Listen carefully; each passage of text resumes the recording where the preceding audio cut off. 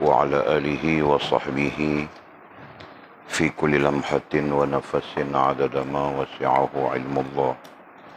اللهم صل وسلم وبارك على سيدنا محمد وعلى آله وصحبه في كل لمحة ونفس عدد ما وسعه علم الله. اللهم صل وسلم وبارك على سيدنا محمد وعلى آله وصحبه في كل لمحة ونفس عدد ما وسعه علم الله. بسم الله ما شاء الله، بسم الله ما شاء الله، بسم الله ما شاء الله، وما لم يشاء لم يكن. لا حول ولا قوة إلا بالله العلي العظيم. لا حول ولا قوة إلا بالله العلي العظيم. لا حول ولا قوة إلا بالله العلي العظيم. اللهم ارحمنا بالقرآن واجعله لنا إماما ونورا وهدى ورحمة. اللهم ذكرنا منه ما نسينا، علمنا منه ما جهلنا، وارزقنا تلاوته آناء الليل وأطراف النهر، واجعله لنا حجة يا رب العالمين. اللهم افتح لنا فتوح العارفين، وارزقنا فهم النبيين، واجعلنا من عبادك الصالحين والمتقين يا رب العالمين. بسم الله الرحمن الرحيم. قال المصنف رحمه الله تعالى: نفعنا الله بعلومه وبكتابه في الدارين. اللهم آمين يا رب العالمين. وبعد قال: alangkah ruginya hamba yang tidak percaya apa-apa yang ada di sisi Allah Subhanahu wa ta'ala dan apa-apa yang ada di tangannya. Sebagai contoh, apabila ada tadbirnya itu, kerana ada sesuatu yang akan berlaku pada masa akan datang. Pada masa akan datang nanti, seperti merasa takut meninggalkan anaknya, seperti berasa takut meninggalkan anaknya selepas ia mati, kerana tiada orang akan memberikan makanan kepada anaknya itu nanti. Ketahuilah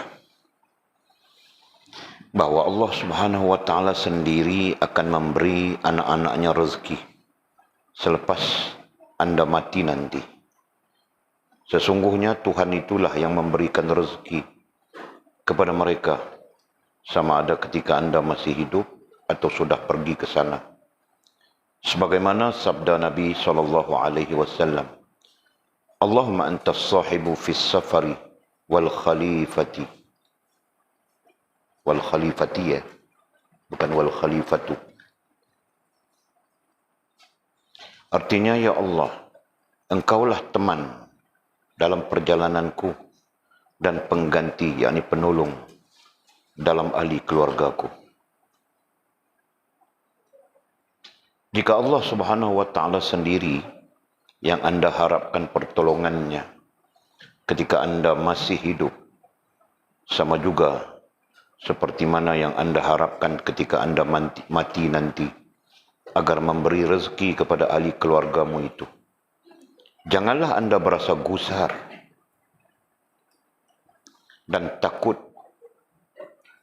tentang hal mereka, kerana Tuhan anda lebih simpati terhadap mereka. Oleh itu, janganlah anda berasa susah hati dengan seseorang yang berada dalam tanggungan orang lain. Apabila ada tadbirnya itu, kerana penyakit yang anda alami, dan anda berasa takut lambat sembuh, maka hendaklah anda mengetahuinya bahawa bala ujian itu dan jangka waktu penyakitnya yang panjang itu tidak dapat sembuh dengan segera, kecuali apabila sudah sampai waktunya. Seperti mana anda ketahui bahawa tiada mati segala binatang dan sekalian anak Adam, kecuali apabila sudah sampai masanya. Ingatlah sebagaimana firman Allah Subhanahu wa taala surah Al-A'raf ayat 34. A'udzu billahi minasyaitonir rajim.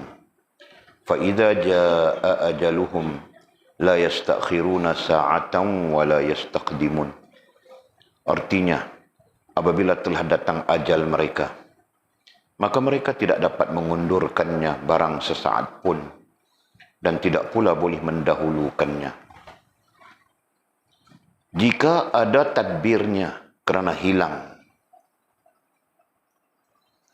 atau matinya perempuan, yakni isteri atau hamba yang menurut kemahuan anda menjadikan anda berasa susah dan payah akibat kehilangan kedua-duanya, maka hendaklah anda mengetahui jika dahulunya Allah Subhanahu wa taala memudahkan anda dengan memberi anda kurniaan dan kemurahannya yang tidak putus-putus kepada anda, tentu pula dia berkuasa memberi anda kurniaan yang lebih bagus daripada dahulu itu.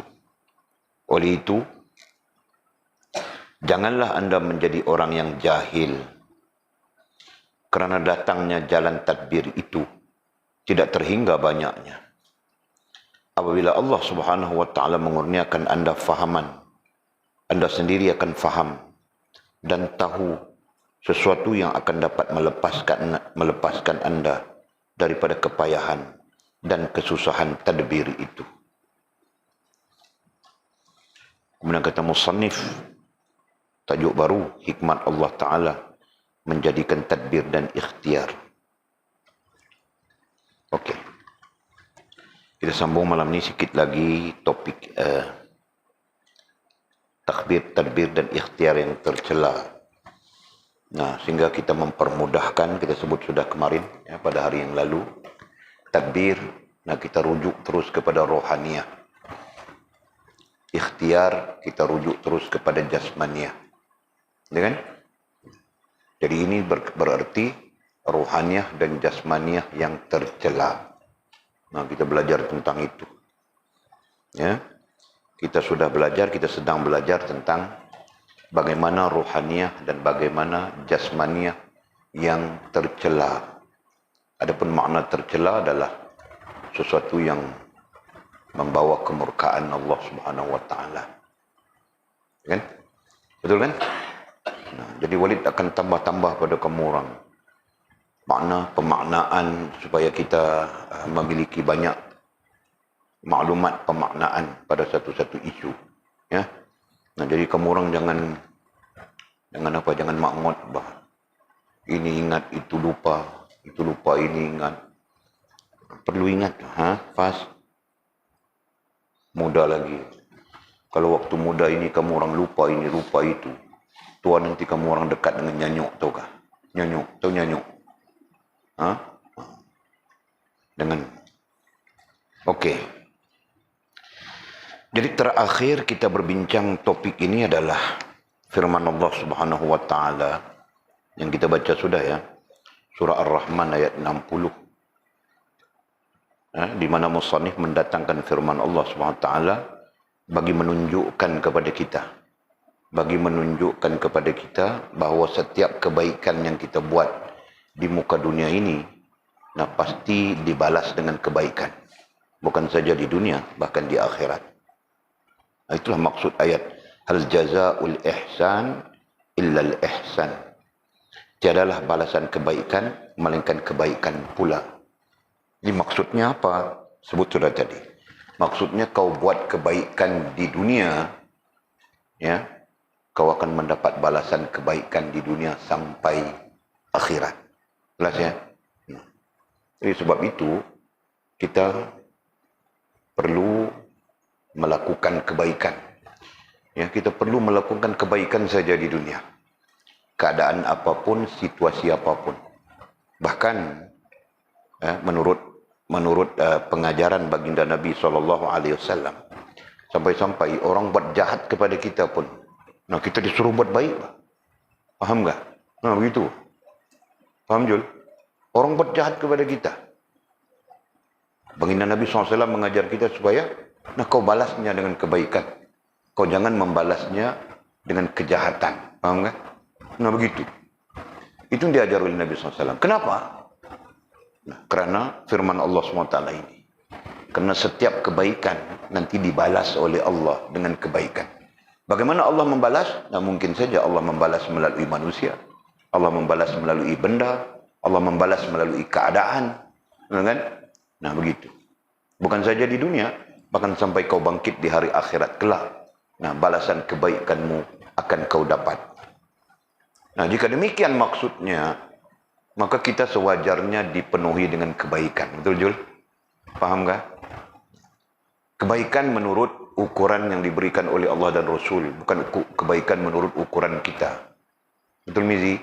Nah kebaikan menurut ukuran kita, cinta Islamik itu kebaikan sudah. Nafkah kapal itu kebaikan sudah. Kan? Nah itu jika menurut ukuran akal kita. Kenapa? Karena kita jahil, karena kita lemah, karena kita kebingungan, ya kan? Karena kita berbimbang. Nah ini hal-hal yang menyebabkan akal kita lemah, akal kita menjadi rendah. Sebab itu kebaikan tidak hanya diukur dengan pikiran kita. Bahkan kebaikan itu perlu ditunjuk oleh Allah, perlu ditunjuk oleh Rasul, perlu diukur dengan apa ya? Dengan ayat-ayat Allah SWT. Perlu diukur dengan petunjuk baginda Nabi SAW. Jelas ya? Nah, jadi buatlah kebaikan. Apa saja yang namanya kebaikan di sisi Allah, di sisi agama. Kan? Jadi di keliling kita ada banyak kebaikan daripada kejahatan. Kan ini ada macam-macam kebaikan yang kita boleh buat.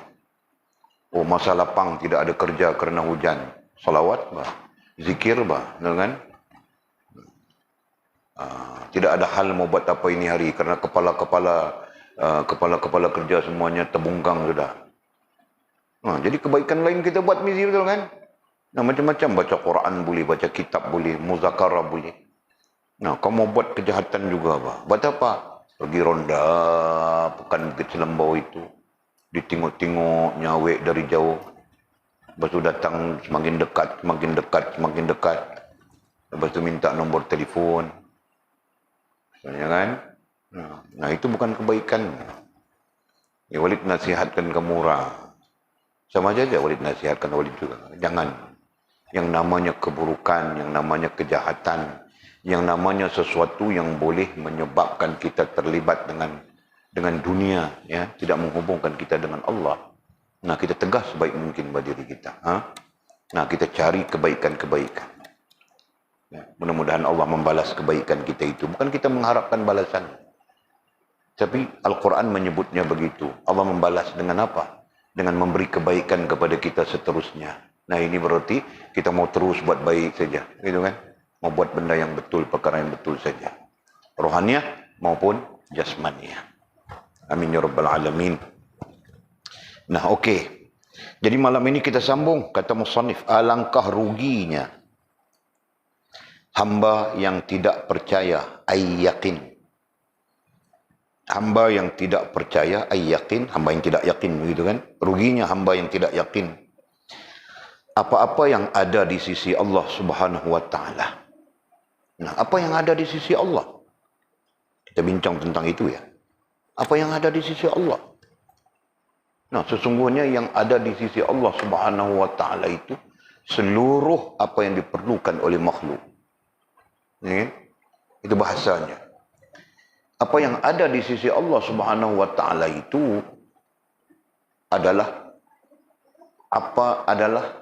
seluruh keperluan makhluk. Seluruh keperluan makhluk itu ada di sisi Allah Subhanahu wa taala. Nah, itu ayatnya. Kenapa? Kita belajar dari perspektif tauhid ya. Kita belajar daripada perspektif tauhid. Kenapa? Kenapa Mizi? Kenapa seluruh yang diperlukan oleh makhluk, bukan saja manusia, bukan saja kita manusia, jin, haiwan, tumbuh-tumbuhan, itu makhluk-makhluk yang begitu, makhluk-makhluk yang jenis yang, ya makhluk itu ada 4 jenis. Itu pun nanti kita belajar secara detail ya. Makhluk ada 4 jenis. Jenis pertama disebut jisim. Jenis kedua disebut jirim. Jenis ketiga disebut irad. Jenis keempat disebut jauhar. Nah, ini jenis-jenis makhluk. Ada yang jenisnya bercampur, kan? Ada yang campur 1 dan 2, ada campur 2 dan 3, ada campur 1 dan 3, ada campur 2 dan 4. Gitu. Tapi selama mana ada sifat-sifat ini sifatnya. Ini gambaran sifat bagi menunjukkan jenis makhluk. Nah, selama mana ada terkait dengan 4 sifat ini, maka selamanya dia makhluk. Dan sesungguhnya makhluk memang terkait dengan sifat ini. Nah, kan? Nah, jenis berjisim. Jenis jisim. Apa? Jenis jisim apa, Mizi? Makhluk jenis jisim. Manusia. Okey? Tumbuhan. Lagi? Haiwan. Nah, bla bla bla bla bla bla. Gitu kan? Nah, jenis yang berjirim. Berjirim itu berarti mungkin tidak kelihatan, tapi dapat dirasakan. Itu makhluk, ya, jenis jirim. Udara. Betul? Kan? Apa lagi? Angin, udara bersama saja itu dalam konteks yang sama saja. Nyawa kau, nyawa. Nah, nyawa itu makhluk, ya. Apa lagi? Bla bla bla bla bla bla bla bla bla bla. Nah, gitu. Kita kan bukan mau kaji itu, mau kasih tahu saja. Okey? Jenis irad. Jenisnya irad artinya jenis mengambil lapang. Macam buku ini mengambil lapang, ya. Macam manusia kita mengambil lapang. Mengambil lapang berarti mengisi ruang. Begitu. Mengambil lapang dengan makna mengisi ruang. Sebagai contoh, ya, meja ini saiznya 1,5 kaki kali 3 kaki. Kemudian kitab ada di atasnya. Nah, kitab ini mengambil ruang. Sampai-sampai tidak ada tempat mau letak. Sedikit saja mau letak kitab lain. Itu berarti mengambil ruang. Ya.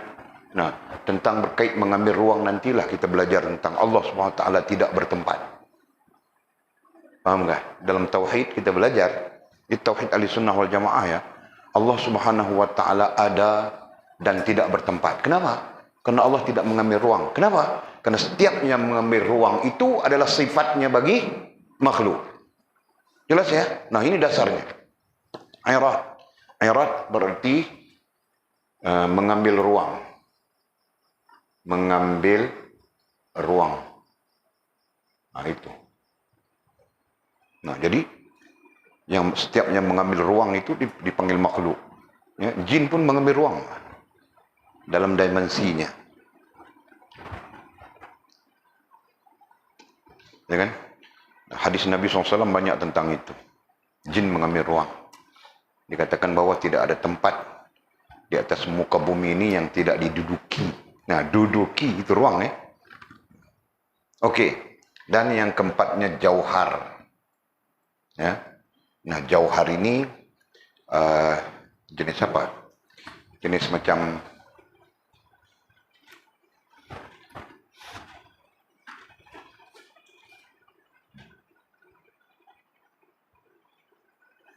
jenis tidak kelihatan. Pada hakikatnya dia tidak kelihatan tetapi ada. Itu dipanggil jauhar. Yes. Macam kita punya idea, dengan idea kita. Itu dipanggil jauhar. Itu jenis jauhar.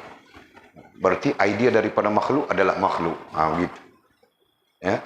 Ini sebagai contoh mudah kita sebut saja idea. Idea. Begitu. Nanti kita kaji sampai partnya, sampai masanya kita kaji secara khusus, ya. Nah, ini boleh sebut saja sebagai dasar. Nah, apa saja yang terkait dengan sifat-sifat ini, maka mereka adalah makhluk. Itu dari perspektif ilmu tauhid. Jelas, ya?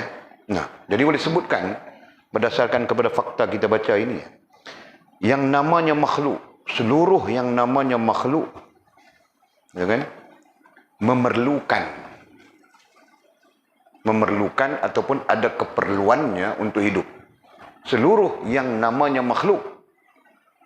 Nah, terkhusus di sana kita manusia, betul kan? Kita mengkaji tentang manusia.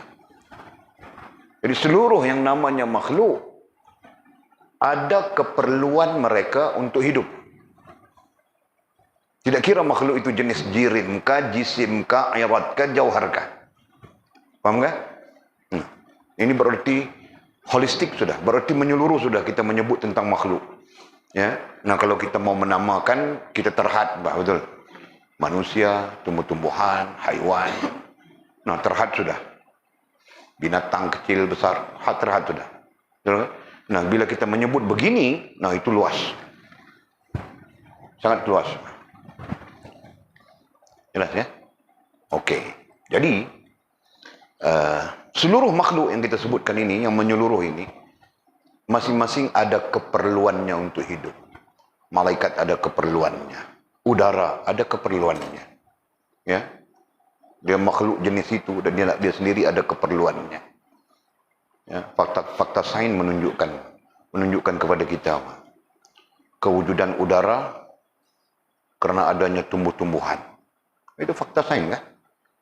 Ini berarti tumbuh-tumbuhan tugasnya adalah membebaskan udara. Ya. Betul kan? Dan mereka menyedut karbon dioksida. Nah, itu kena belajar apa itu karbon dioksida. Itu istilah-istilahnya sains. Walid tidak akan mengajar kamu orang itu, cerita saja. Kalau mau belajar, nah kita panggil gurunya mengajar. Biar tahu kita, Nah, contoh. Jadi, karbon dioksida dibebaskan oleh siapa? Dibebaskan oleh makhluk-makhluk yang bernafas. Manusia, haiwan. Kan? Nah, makhluk-makhluk ini membebaskan karbon dioksida. Karbon dioksida ini diperlukan oleh tumbuh-tumbuhan. Paham nggak? Tumbuh-tumbuhan sebaliknya membebaskan udara, oksigen. Oksigen diperlukan oleh makhluk yang bernafas seperti kita, manusia, ya kan? Dan lain-lain. Paham nggak? Nah, itu keperluan. Jadi setiap yang namanya keperluan itu ada pada Allah Subhanahu wa taala. Ya. Ada dimiliki oleh Allah Subhanahu wa taala. Kenapa? Di satu sisi dia adalah pencipta, dia adalah pemilik dan dia adalah pentadbir. Itu sisi khitabnya. Tetapi dari sisi kajian, ya, ada istilahnya yang menunjukkan bahawa setiap makhluk perlu kepada Allah Subhanahu wa taala.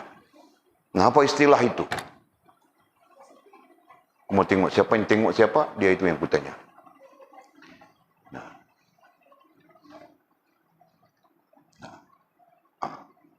Pas tengok Walid. Bilang sudah, siapa tengok siapa itu yang kutanya. Nah, kau tengok Mimi pula. Dia tengok kau bermimi. Nah, mula dia tengok Walid, lepas tu dia tengok Mimi. Jadi Mimi yang kutanya. Nah, kau memarah-marah dia apa? Kau kenapa tengok aku Faz? Kau ni bikin aku. Mimi. Apa istilahnya? Yang menggambarkan seluruh makhluk, bukan saja manusia, seluruh sudah kita cakap ini ya, berhajat kepada Allah. Karena Allah lah pemilik segala yang diperlukan oleh makhluk. Nah, apa istilahnya itu? Itu terkait dengan tauhid ya, belajar sudah kita. Jangan bilang tidak belajar. Meletup perut kamu orang nanti.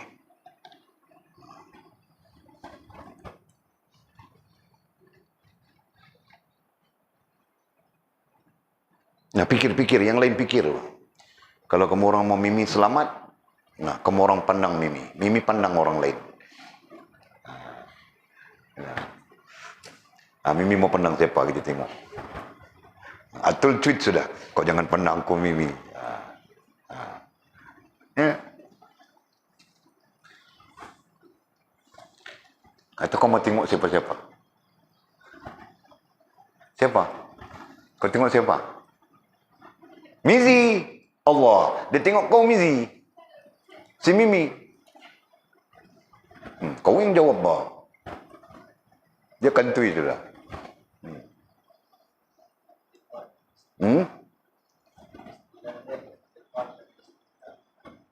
Mana ada iftiqar bagi Allah kau ni? Bagi makhluk apa? Nah, kau cakap bagi makhluk kerana makhluk itu iftiqar. Bagi Allah istighna. Nah, begitu bah. Ya, ambil ingatnya. Istighna. Nah, itu istilahnya. Itu sifatnya. Ya. Yang menjadikan sekalian makhluk berhajat kepadanya. Sekalian makhluk, bukan manusia saja. Sekalian makhluk. Seluruh makhluk berhajat kepada Allah SWT. Kenapa? Karena Allah SWT itu istighna. Nah, lawan bagi istighna itu adalah iftiqar. Iftiqar itu adalah makhluk. Jelas Mimi? Ajar sudah kan? Nah, dengar saja. Oh, betul Pak ajar sudah. Tanya, tidak tahu. Nah, karena Allah Subhanahu wa taala terkaya dia. Istilah terjemahannya terkaya. Nah, itulah yang ada pada Allah. Sangat rugi katanya. Alangkah ruginya, sangat ruginya hamba-hamba yang tidak percaya, meyakini apa yang ada di sisi Allah. Apa yang ada di sisi Allah? Dhabit istighna. Nah, itu.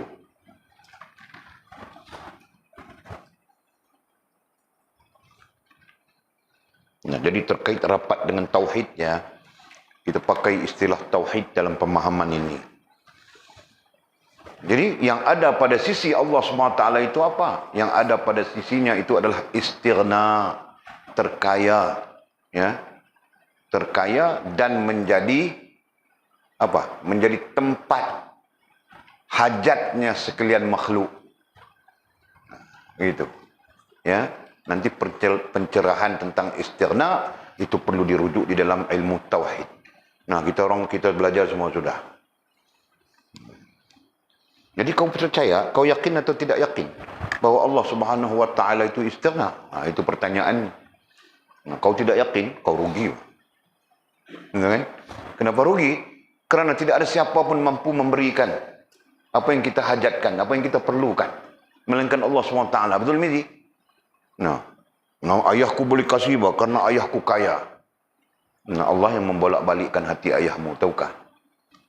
Jika Allah SWT membolak-balikkan hati ayahmu, tidak memberikan apapun kepadamu, kau pun tidak ada apa. Jelas ya? Demikianlah dikiaskan kepada yang lain. Nah, segalanya adalah milik Allah SWT. Sebab itu khitabnya dalam pegangan kita, Allah Subhanahu wa taala itu, ya, dari sudut apa? Rububiyah. Dialah pemilik, dialah pencipta, dialah pemilik dan dialah pentadbir. Nah, di sana gambaran menunjukkan dialah pemilik segala-galanya. Jelasnya? Sangat rugi jika kita tidak meyakini itu. Nah, itulah maksud musannif. Paham betul? Nah, Allah pemilik bah. Dia yang menentukan siapa suamimu. Ya. Kau nanti mungkin secara adatnya kau suka orang itu, kau suka orang ini. Kalau kau tidak suka, ayah kau suka. Gitu kan? Mama kau suka. Pada adatnya begitu kan? Tetapi Allah lah pemilik yang menentukan nantinya siapa. Tuh lah. Tengok-tengok, nah, yang kau suka itu tidak disukai oleh ayah, mamamu. Kau pun menangis tepi tangga. Kan? Duduk saja bawah tangga menangis. Tidak lalu makan. Kan? Sebulan kemudian, qalu inna lillahi wa inna ilaihi raji'un. Gitu kan? Paham betul contohnya itu. Jadi Allah pemiliknya. Ketika Allah memiliki, nah tahu saja bagi Allah. Allah Maha tahu kan? Nah, dia saja yang Maha tahu. Kenapa dia kasih jodoh kita begini? Kenapa jodoh kita begitu? Nah, itu tentang jodoh. Ya kan? Aku tidak suka pada mamat itu. Hidungnya saja macam buah jambu batu saja. Tapi Allah menjodohkan dia denganmu. Allah Maha tahu kan? Begitu maksudnya. Faham tak? Faham Ji? Alhamdulillah. Okey. Jadi rugi. Kata musannif rugi. Dan Walid menerima kenyataan betul memang rugi. Jika kita tidak meyakini Allah. Jika kita meyakini Allah, maka sebetulnya kita menghubungkan diri kita dengan Allah. Kenapa? Karena kita berhajat kepadanya kan. Ketika kita mau berhajat kepada seseorang, nanti kita pun berbaik saja dengan orang itu, betul? Nah, Jul berhajat kepada Walid. Kenapa? Dia mau minta mesin beho Walid. Dia mau buat projek apa kita pun tidak tahu, kan? Nah, nanti dia pun baik saja dengan Walid. Mau minum, dia tuangkan air. Begitu kan? Mau makan, kalau boleh dia pun mau suap. Faham tak? Kenapa? Karena dia akan melakukan kebaikan-kebaikan kepada Walid. Betul kan? Kenapa? Karena dia berhajat kepada Walid. Faham? Nah, begitu juga kita dengan Allah SWT. Sedang Allah SWT maha tahu. Tetapi Allah tidak menafikan sifat dan tabiatnya makhluk. Faham kan?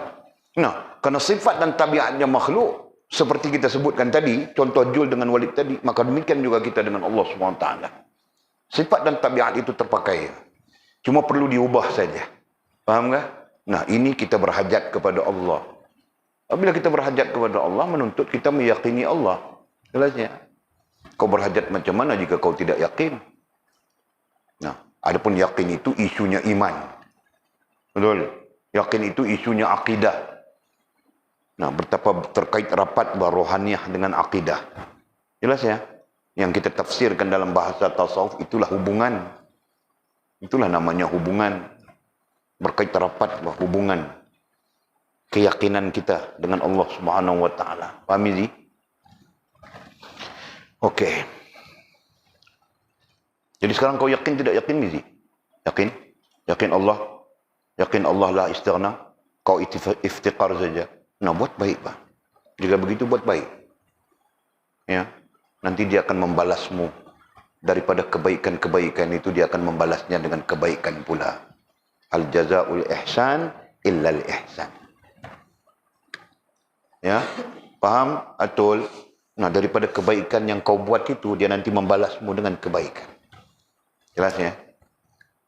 Nah, kau akan mendapat kebaikan itu.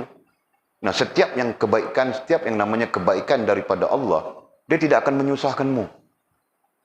Faham tak? Setiap kebaikan yang datang daripada Allah Subhanahu wa taala, dia tidak akan menyusahkan kita. Yang menyusahkan kita itu adalah nafsu kita. Atau kebaikan yang ditafsirkan oleh nafsu kita. Faham tak? Nah, itu yang menyusahkan kita. Nah, kita faham kebaikan itu, kita apabila kita ada sebuah kereta baru berkilat besar begini, itu kebaikan. Nah, nanti kita susah. Mau bayar bulan saja 2.000, 1.000 lebih, 2.000. Nah, pening kepala kita. Kan? Nah, jika Allah Subhanahu wa taala memberimu kebaikan, kalau dicontohkan kepada kereta besar tadi, dia juga akan mendatangkan rezeki untukmu. Faham? Nah, selesai saja hal itu, tidak menjadi keberatan apapun padamu. Jelas ya? Begitulah caranya. Allah Subhanahu wa taala. Faham betul? Faham Mimi? Faham kau Fas? Faham Walid? Kau yang faham? Okey. Faham kau Lina? Kau pun kena tanya juga, Pak. Kalau tidak tanya semakin ke metod kau nanti, tahu tak? Okey. Dan apa-apa yang ada di tangannya. Tangan simbolik bagi kuasa Allah SWT. Nah, itulah iftiqar kita sebutkan tadi. Dengan apa yang ada di sisi Allah SWT, nah itu hak, dipanggil al-haq. Yang benar. Yang ada di sisi Allah semuanya benar. Tidak ada yang salah. Itu al-haq. Dan apa-apa yang ada di tangannya. Nah, itulah iftiqar. Jelas ya? Paham? Tidak paham? Iftiqar, tangannya itu Allah, bukan kita. Perhatikan tu. Dan apa-apa yang ada di tangannya, Allah itu. Nah, yang ada di tangan Allah itu istighna, bukan iftiqar. Oh. Nah, bagus, Pak. Kalau macam itu bagus. Nah, aku minta maaf Bapak, salahku. Okey. Nah, kata musannif sebagai contoh. apabila ada tadbirnya itu kerana ada sesuatu yang akan berlaku pada masa akan datang nanti. Ada tadbir katanya. Ya, apabila ada tadbir. Nah, kita pakai balik perkataan tadbir di sini adalah rasa diri mampu. Rasa diri mempunyai upaya yang sempurna. Nah, datang dalam rasa dan perasaan kita. Rasa mampu ataupun bukan mampu. Mampu itu adalah apa ya? Adalah faham hamba tentang kelemahan dirinya. Itu dipanggil mampu. Rasa mampu, rasa tidak mampu, itu kan? Nah, kita pakai perkataan terjemahan daripada qudrat. Bagi kita, namanya upaya. Nah, kita ya, datang dalam diri kita rasa mempunyai upaya menyelesaikan apapun keperluan kita sendiri tanpa bergantung dengan Allah SWT. Nah, itu tadbir. Itu maksud perkataan tadbir ya.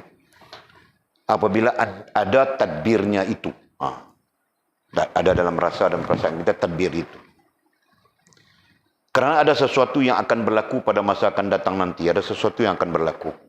Nah, berarti kita seolah-olah terfikir ada sesuatu yang akan berlaku. Dan kita pun bergantung dengan diri kita sendiri. Nah, itu tadbir ya. Kenapa bergantung dengan diri sendiri? Kerana merasakan diri mempunyai keupayaan yang sempurna.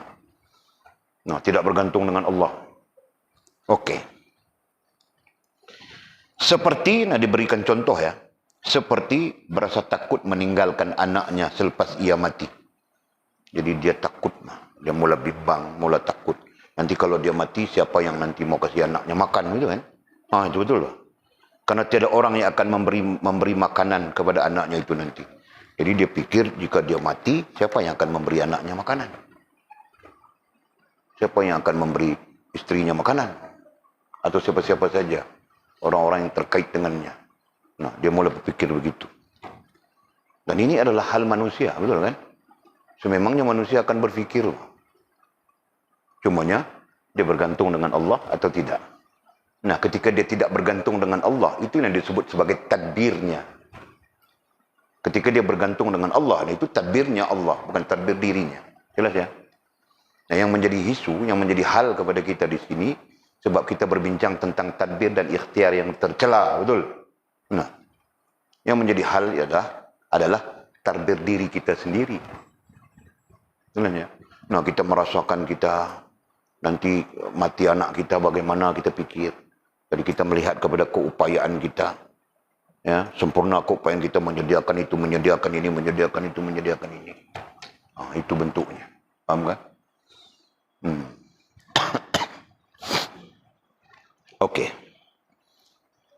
Jadi, kata musannif sebagai jawapan terhadap hal itu, boleh fahamkah halnya? Masalahnya boleh fahamkah?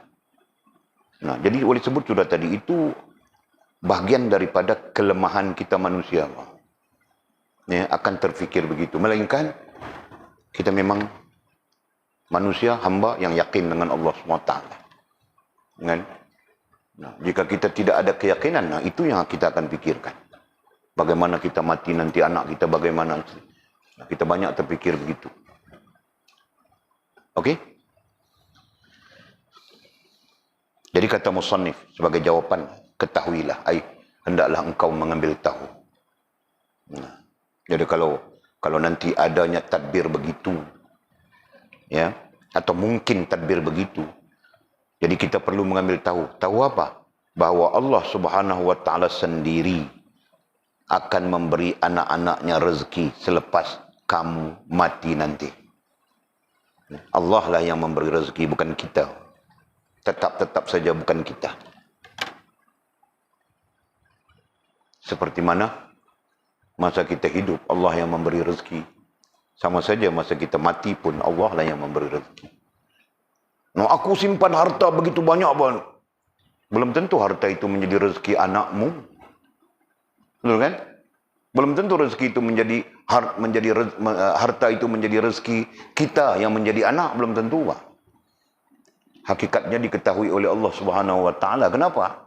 Kerana rezeki itu milik Allah. Walid pernah berjumpa dengan satu orang kaya ataukah? Millionaire ke billionaire, Walid pun tidak tahu. Nah, di Makkah itu banyak hotel-hotel miliknya. Yaman, orang Yaman dia. Dia ada banyak hotel tu. Hotel milik dia di Makkah itu. Dia beli hotel. Dia beli. Nah, Walid pernah berjumpa, sembang dengan dia sendiri apa? Humble saja orangnya. Nah, dia kasih Walid kad. Tapi kad itu tidak tahu hilang mana. Tidak jadi rezeki kan? Nah, itu bilang tidak ada rezeki. Dia bilang, Walid, kau datang ke Makkah, kau jangan tidur di hotel-hotel lain. Kau telefon aku. Aku kasih kau tidur free hotel. Hotelku. Dia pun cerita, dia pun tunjuk. Nah, ketika berjalan dengan dia, ramai saja orang angkat tangan. Arab-Arab itu memang kenal dia.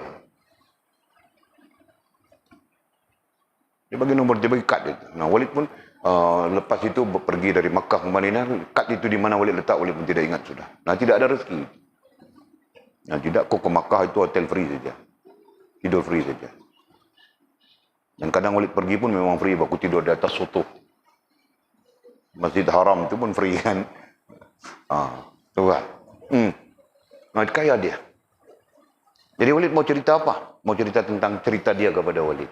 Dia ada isteri 4 orang. Anaknya 28 orang, 26 orang. Lupa tu. Nah. Jadi Walid sembang-sembang dengan dia. Dia tanya dia, kau tidak... Jadi harta ini nanti, kalau Syekh meninggal, harta ini ku wakaf, dia bilang. Dia bilang dia mau wakaf semuanya. Anak-anak, dia pun cerita, anaknya begini. Dia tanya, kau tidak kasih? Nah, anak-anak itu rezekinya sendiri. Itu urusan mereka dengan Allah Subhanahu Wa Taala, bukan urusanku lagi. Nampak keyakinan. Wallahu a'lam. Dia adalah seorang sponsor besar kepada madrasah apa di Makkah itu. Salah satu madrasah lama. Apa nama? Dulu ulama-ulama kita dulu kalau ke Makkah mengaji madrasah itu, apa namanya? Salatiyah. Madrasah As-Salatiyah. Masih ada madrasah itu, tapi tutup. Kerajaan Saudi tutup. Syekh terakhir madrasah Salatiyah adalah Said Alwi Al-Maliki. Nah, dialah sebagai syekh dan mursyid terakhir madrasah Salatiyah itu. Ada tidak jauh daripada Masjidil Haram. Dulu ulama-ulama kita kebanyakannya pergi belajar di situ. Ulama-ulama Nusantara. Dialah sponsor terbesar madrasah itu. Apabila ditutup oleh Saudi, nah dia mengambil perniagaan, hasil perniagaannya di sponsor madrasah-madrasah di Afrika. Ya, kebanyakan madrasah di Afrika yang kita tengok gambar baca Quran dia tulis di atas papan itu, kebanyakannya madrasah itu dia yang sponsor. Ada lebih daripada 3.000 lebih madrasah yang dia bangunkan. Yang tidak pakai papan lagi, tahu kah? Terus itulah madrasah-madrasah dia. Orang itu. Masya Allah. Itu cerita saja ya. Dan Walid pun mengambil pengajaran itu.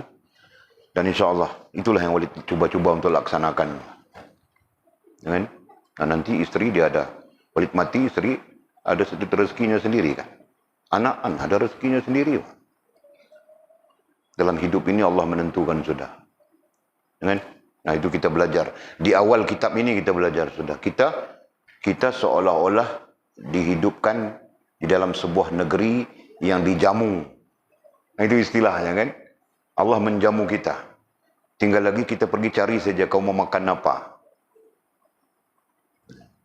Mizi dia mau makan ikan. Cari ikan. Rantau mau makan kambing. Cari kambing. Nah, ada orang lain makan ular tedung. Ular sawah. Dia pergi cari ular sawah kan. Nah, Allah sediakan sudah ular sawah, ular tedung, kambing, biawak, harimau, semuanya disediakan oleh Allah SWT. Betul kan? Nah.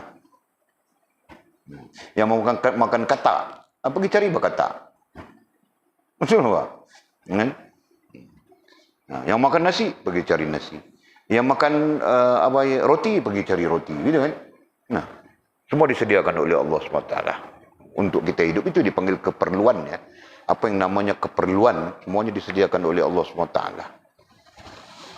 Sedikit ikhtiar saja. Bukan sedikit ikhtiar, baku ikhtiar macam-macam sudah. Itu tidak kena, ini tidak kena. Kerana kau berdosa. Nah, itu jawabannya. Kan? Kerana kita berdosa, kita pendosa dan kita tidak bertaubat daripada dosa kita. Nah, itu menyebabkan jadi payah dalam hidup.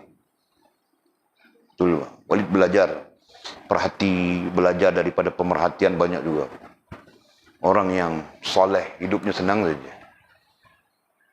Kita lihat rumah mereka, Masya Allah, kecil saja. Tapi mereka bahagia, happy. Tidak ada masalah apapun. Nah, rumah kita begitu besar, begitu begini, begitu, semuanya ada. Pulang kabut saja. Nah, itu yang Walid cerita. Pak Tam Jaafar itu meninggal sudah dia. Walid sebelum pergi mengaji, Walid memang ziarah dia selalu. Keluar mengaji 7 tahun, pulang rumahnya macam itu juga. Nah, Walid pun komplain saja. Tidak ada anjakan paradigma lah. Walid cakap dengan dia. Nah, dia tenang saja. Satu lepas maghrib, semak. Dia bilang apa? Walid, ingat kau pergi belajar jauh-jauh, pulang mau mengajar dia, kasih jadi lebih bagus dengan Allah SWT. Rupa-rupanya, mau kasih dia syirik kepada Allah SWT. Dia bilang itu pada Walid, tahu tak? Nah, Walid rasa macam kena penampar saja. Pertama, karena memang kita pergi belajar jauh. Belajar sungguh-sungguh, bukan main-main. Pulang-pulang dia bilang begitu, Pak. Aku ingat kau pulang mau kasih aku jadi lebih bagus hubungan dengan Allah. Rupa-rupanya mau ajarku jadi syirik. Dia bilang begitu. Allah. Itu Walid pulang, besoknya Walid pulang sini, Bukit Selambau. Pulang besok, lusa Walid pergi balik. Mau bincang itu. Isu yang dia cakap Walid, mengajar dia jadi syirik. Tidur pun tidak boleh, kepala terfikir begitu saja. Mengapa orang tua ini bilang aku mau mengajar dia jadi syirik, padahal aku cuma begini saja. Nah, dia tahu saja mungkin, Allah kasih dia tahu mungkin, ilham kepada dia mungkin. Nah, lepas sembahyang maghrib, ya betul. Lepas sembahyang isyak, lepas sembahyang maghrib dia mengajar. Lepas sembahyang isyak, makan nasi, yang boleh cerita tahan taut di pelantar saja, air pun tidak ada, kering saja. Nah, makan nasi itu. Asam pedas. Asam pedas, ikan sawah itu, tahu kah? Nah, besoknya Walid tengok, Masya Allah, kering saja. Macam mana dia tahan taut di situ boleh dapat ikan. Nah, kepala Walid mula fikir lain juga. Nah, malamnya, hujan turun renyai-renyai begini, Pak. Selepas solat Isya, lebih kurang jam 11 macam itu, dia panggil Walid turun. Dia kata, kau mau tengok kah? Tengok apa? Aku tunjukkan, kau mau tengok kah? Nah, Walid pun tanpa bersoal banyak, okey. Nah, itulah dia tunjuk Walid. Dia buat tangan begitu saja. Bro, daun di bawah pokok apa? Pokok buah setui, pokok buah setul, tahu tak? Daun-daun banyak, tahu tak? Kemarau itu. Tapi ada hujan ketika itu. Renyai-renyai, rintik-rintik. Daun-daun itu berselerak saja. Dia bilang, kau tengok. Nah, Walid pun pegang emas. Walid berdiri di atas emas. Tahu tak? Iya, ini Walid jujur ceritain. Walid berdiri di atas emas. Walid pun tengok, dia tidak tengok kah? Aku mau masuk dalam poket. Dia kata, bukan kau punya ya. Dia tahu saja Walid mau masuk dalam poket. Bukan kau punya ya. Sila letak. Itu pun Walid berjalan, aku mau ambil juga, Pak. Mau gagau masuk dalam poket. Nah, dia pun bercakap saja. Dia jalan di depan, Pak. Walid di belakang. Dia macam mata dia macam nampak saja, kau jangan ambil, itu orang punya. Itu bukan kau punya rezeki. Allah untukkan kepada orang lain. Sudah ya, selesai ya. Kau nampak sudah? Nampak. Habis, daun-daun datang semula tutup. Nah, jadi pelajarannya apa pada Walid? Kamu orang fikir pelajarannya apa? Walaupun keadaannya begitu, Allah perintahkan makhluk tunduk kepada dia, tahu tak? Allah perintahkan makhluk, emas itu makhluk kan? Nah, tunduk kepada dia, Pak. Tinggal dia tidak mau pakai saja. Kau tetap makhluk, Pak. Aku berhajat kepada Allah SWT. Aku lebih bergantung dengan Allah daripadamu, wahai emas. Nah, itu. Sebab itu, anak istrinya, Masya Allah. Masing-masing muka macam bulan saja. Walaupun gelap, tahu kah? Iya, dia pun hitam. Putih Walid lagi dari dia, tahu kah? Tapi muka macam bulan. Anak-anaknya pun sama saja, muka macam bulan. Bukan bulat. Cahayanya, tahu tak? Anak-anaknya penuh tertib, penuh disiplin. Nah, 15 minit lagi mau solat maghrib. Nah, salawat, zikir. Anak-anak semua begitu, bah, termasuk isterinya. Nah, masuk waktu maghrib nak azan, yang lelaki azan. Nanti baris siap jadi imam dia. Bapak jadi imam, ayahnya jadi imam, sembahyang solat. Masya Allah. Nah, kita Walid tidak pandang orang lain, bah. Walid pun sendiri pun. Mana pernah jadi begitu. Mau suruh anak solat pun payah. Orang kabut saja. Ya kan? Jadi pelajaran itu yang Walid ambil. Masya Allah. Allah melimpahkan kepadanya barakah. Rumahnya nampak buruk saja. Tapi rumah buruk itu memberi ketenangan, memberi kebahagiaan, memberi kedamaian. Sehingga mereka tidak ada sedikit pun kebimbangan terhadap dunia. Tahu tak? Walid lihat sudah itu. 2-3 keluarga Walid pernah berjumpa begitu. Nah, Masya Allah. Nah, itu yang Walid cerita. Walid pun lepas itu fikir mau ambil anak dia seorang. Masa itu belum ada bini lagi. Seorang bini pun tiada. Solo. Nah, Walid pun perlahan-lahan pergi tanya. Patam. Saya suka anak Patam. Tak boleh. Dia bilang tidak boleh. Walid mula-mula fikir, iyalah, merak kayangan mana mungkin sama dengan gagak di rimba. Nah, Walid mula-mula mau bermadah begitu, tahukah? Terus dia cakap apa? Orang tanda sudah. Bertunang sudah, jam. Yang ini tak boleh juga. Ini tak boleh. Nah, semua sangkut sudah. Maka Hero pun pulang dengan perasaan hampa. Begitu ceritanya. Ya kan? Allah, Masya Allah. Nah, itu sebahagian dari Walid ambil pengajarannya. Ya, Walid ambil pengajarannya. Betul. Sebab itu dalam banyak keadaan bercerita, bercakap tentang ilmu ini, tentang maklumat ini, Walid lazim melihat ini. Melihat apa yang Walid pernah berjumpa. Pak. Nah, betul. Sangat betul. Nah, beliau, Pak Tam ini orang yang sangat menjaga hubungannya dengan Allah. Istrinya orang yang sangat menjaga hubungan dengan Allah. Anak-anaknya orang yang sangat menjaga hubungan dengan Allah. Dalam arti kata yang dia melatih mereka menjaga hubungan dengan Allah SWT. Nah, hidup mereka menjadi mudah saja. Apa bukti mudahnya? Mau makan ikan. Tahan taut di pelantar saja. Padahal air pun tiada di bawah sana. Kering saja. Kemarau kan? Bendang tanah pun merkah. Tahu kan merkah? Kau pernah lihat tak sawah merkah? Merkah saja. Nah, boleh tengok sendiri. Masya Allah. Tadi dia tahan taut di sini. Boleh lihat kan? Kita letak di sini saja. Sekejap lagi kita makan asam pedas. Nah, Walid masa itu tidak terfikir. Besok pagi baru terfikir. Nah, nampak kan? Masya Allah. La haula wala quwwata illa billahil aliyyil azim. Nah, itu terkait dengan cerita kita ini. Langsung terkait. Ya. Jangan kita kagum ya. Kagum dengan Allah. Bukan Pak Tam. Kagum dengan Allah. Faham tak? Nah, kenapa kita bercakap sudah tadi? Allah memiliki. Dialah pemilik segala keperluan makhluknya. Jenis apapun makhluk. Nah, kita datangkan jenis-jenis makhluknya di situ. Faham, Jul? Jenis-jenis makhluk itu ada yang besar. Langit besar daripada sekian makhluk. Besar daripada kita, gitu kan? Nah, kita bagian kecil saja yang bernaung di bawah langit. Bumi adalah bagian kecil saja yang bernaung di bawah langit. Nah, berarti makhluk yang besar-besar itu direzekikan oleh Allah Subhanahu wa taala menurut keperluan-keperluan mereka. Nah, tiba-tiba kau dengan anak kau saja kau pikir nanti kau mati siapa mau kasih makan, kau susah hati begitu, kau bimbang begini, kau bimbang begitu. Kan? Nah, lupakah kita bahawa Allah Subhanahu wa taala itu pemilik, pencipta, pemilik dan pentadbir. Lupakah kita bahawa Allah Subhanahu wa taala itu istighna. Ya kan? Istighna, terkaya dia. Kan? Iftiqar kullu ma siwahun ilaih, miskin, papa, tidak memiliki apapun segala yang lain yaitu makhluk dan berhajat kepadanya. Jadi istilah kita tadi lupa, hakikatnya bukan lupa, hakikatnya yakin atau tidak yakin. Nah itu, ya kan? Allah.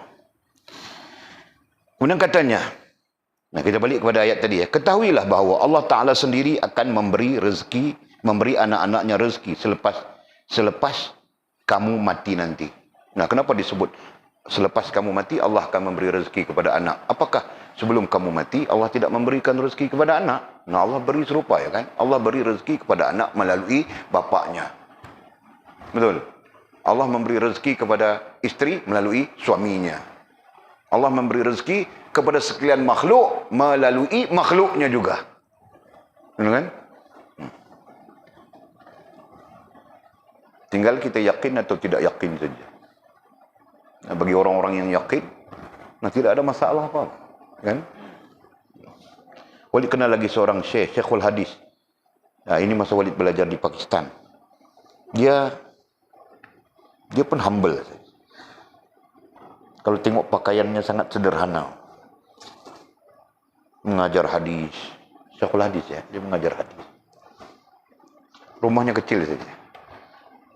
Orang Pakistan ini dia apa ya? Rumahnya buat dari tanah.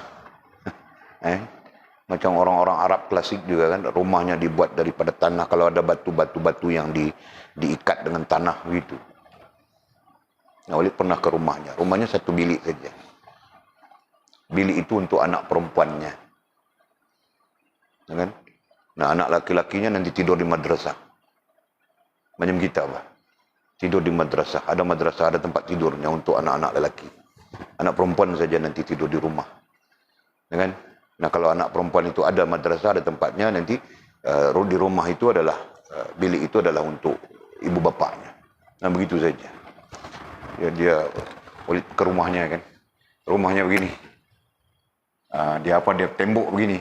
Tembok, keliling ni tembok. Pintu masuk di sini. Nah, biliknya di sini saja. Yang namanya bilik. Yang namanya dapur, apa semua di sini-sini saja, Pak. Sini dapur, sini, di sini-sini saja. Bagian ini saja, dapur, bilik air. Di sini lembu, kambing, ayam, itik, macam-macam ada. Tahu tak? Tapi Masya Allah, sama saja keadaannya macam Walid cerita tadi, Patam tadi. Masya Allah. Menurut cerita, Walid pulang di sini, anaknya sama belajar dengan Walid. Salah seorang anak 3 orang saja. Salah seorangnya belajar sama dengan Walid. Kelas yang sama, syekh yang sama. Nah, anaknya juga jadi apa? Jadi mufti sudah. Ya, pada tahun 1996, 97, nah ada seorang budak daripada sana yang memang Walid kenal pulang. Nah, anaknya mufti sudah. Alim 4 mazhab. Anak lelaki, 2 perempuan. Masya Allah. Kita mau suruh anak sembahyang pun susah kan? Kan Mizi? Nah, mamak mau suruh kau sembahyang pun susah. Kan? Betul kan Mizi? Atau kau memang tidak susah? Kau sendiri yang tunggu waktu sembahyang, ada kan? Tidak kan?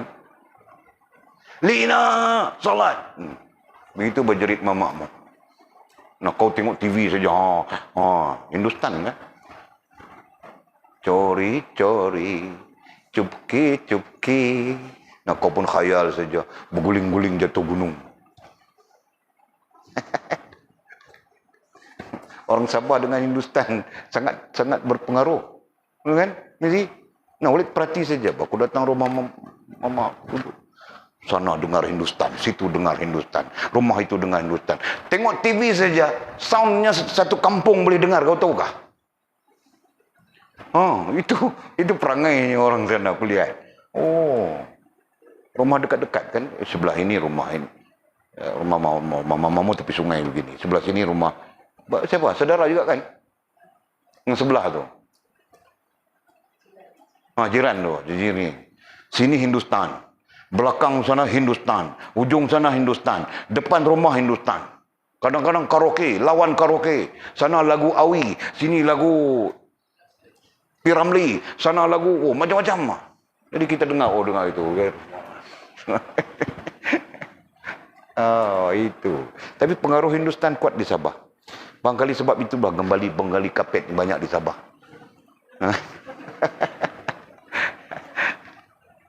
Aduh. Okey. Terus. Sesungguhnya Tuhan, Nah, musannif menggunakan istilah Tuhan. Dalam kitab klasik Tuhan juga kah? Tuhan juga? Tak apa. Sesungguhnya Tuhan itulah yang memberikan rezeki. Nah, ini tahqiqnya. Ya. Sesungguhnya Tuhan itulah, Tuhan Allah SWT itulah yang memberikan rezeki kepada mereka. Sama ada ketika anda masih hidup, kamu masih hidup, ataupun kamu sudah pergi ke sana, kamu sudah mati. Tetap Allah SWT yang memberikan rezeki. Bukan kita, bukan bapaknya, bukan mamaknya, bukan siapa-siapa. Nah, sebab itu sampai-sampai yang kau kumpulkan untuk mereka belum tentu menjadi rezeki mereka. Begitu. Kan? Yang jadi bapak, jadi ayah, jadi mama. Jelas ya? Sebab tetap berada di dalam ketentuan Allah Subhanahu wa taala. Begitu. Dan menjadi kesalahan kepada siapa ya? Yang menjadi ayah, yang menjadi mamaknya, meyakini bahawa dia menyimpan rezeki ini untuk anaknya. Salah. Menjadi kesalahan. Kan? Dia cuma merancang. Nah, itu betul. Merancang. Ya. Bukan merezekikan. Paham nggak? Begitu.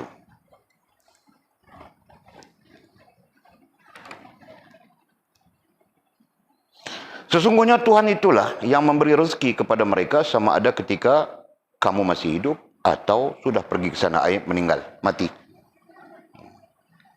Sebagaimana sabda Nabi SAW, hal ini disandarkan kepada hadisnya baginda Nabi SAW. Nah, apa bunyi hadisnya? Allahumma antas sahibu fis safari wal khalifatu. Ada lagi perkataan selepasnya. Mungkin hadis yang berbeza ya. Wal khalifati. Karena waw itu ataf daripada huruf jarfi. Jadi perlu dibaca dengan baris bawah. Dan waw itu adalah apa?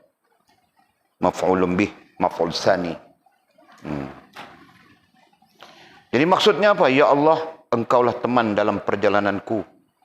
Engkaulah teman dalam perjalananku. Nah, perjalanan ini merujuk kepada perjalanan hidup ya. Sampai kepada mati. Dan pengganti, yakni penolong ya, dalam ahli keluargaku. Maksudnya, kaulah yang menjadi penolong sampai bila-bila. Nah, jadi istimbat hadis ini terkait dengan apa yang kita sebutkan di apa ya, di atas tadi. Allah Subhanahu wa taala lah yang akan memberikan rezeki. Nah. Kemudian kata musannif, jika Allah Subhanahu wa taala sendiri yang kamu harapkan pertolongannya. Nah, jika kita mengharapkan pertolongan Allah Subhanahu wa taala sendiri. Ketika kamu masih hidup, sama juga seperti mana yang kamu harapkan ketika kamu mati nanti. Agar memberi rezeki kepada ahli keluargamu. Nah, keadaannya sama saja ya. Jika ketika kita hidup, nah kita bergantung harap dengan Allah. Ya, sama saja ketika kita mati pun. Sifatnya sama saja kan. Nah, anak itu perlu bergantung harap dengan Allah. Nah, begitu. Ketika anak itu nantinya, jika kita tidak bergantung harap kepada Allah, berarti kita bergantung kepada tadbir diri kita. Nah, di situ syirik, berlakulah syirik khafi.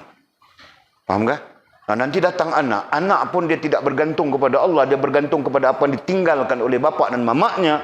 Nah, ketika itu, anak mula syirik kepada Allah Subhanahu wa taala. Paham tak?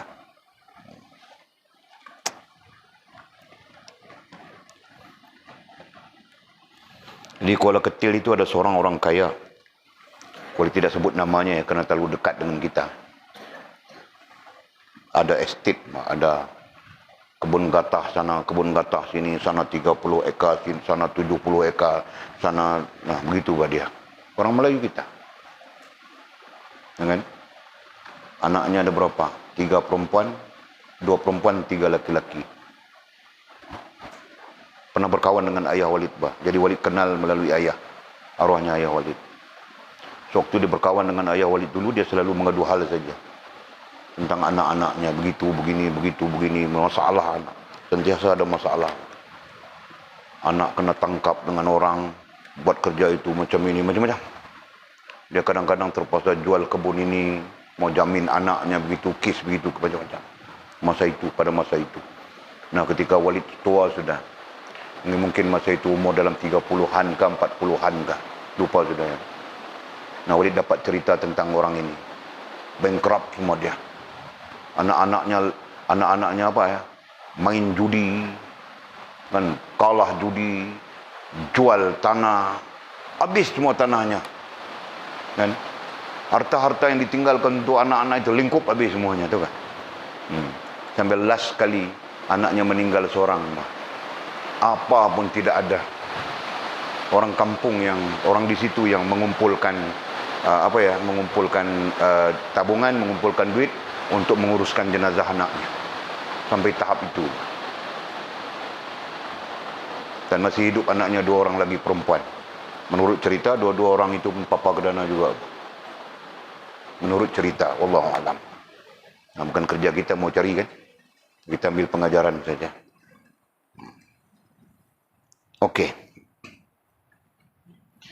Jadi balik kita kepada hal ini tadi ya. Jika ketika kita hidup, kita bergantung harap dengan Allah, berarti bertawakal kepada Allah. Nah, begitu jugalah keadaannya ketika kita pulang kepada Allah SWT. Mereka perlu bergantung, bertawakal kepada Allah sama seperti kita. Nah, begitu saja. Tidaklah bermakna kita tidak boleh apa ya? Kita tidak boleh plan. Plan kan dipanggil. Kita tidak boleh merancang. Ya kan? Merancang adalah tabiatnya manusia. Yang tidak boleh adalah meyakini. Ya, meyakini apa yang kita rancang itu mempunyai keupayaan yang sempurna, memenuhi keperluan mereka, ya, tanpa melihat kepada Allah Subhanahu Wa Taala. Nah, itu. Jadi yang betul bagaimana? Yang betul jika anak kita ajar mereka bertawakal, bergantung dengan Allah, kan? Itu yang betul. Faham tak? Nah, nanti kamu orang ada anak, dari awal lagi ajar anak-anak itu untuk bergantung dengan Allah secara rohaniahnya, berikhtiar secara jasmaniahnya, gitu kan?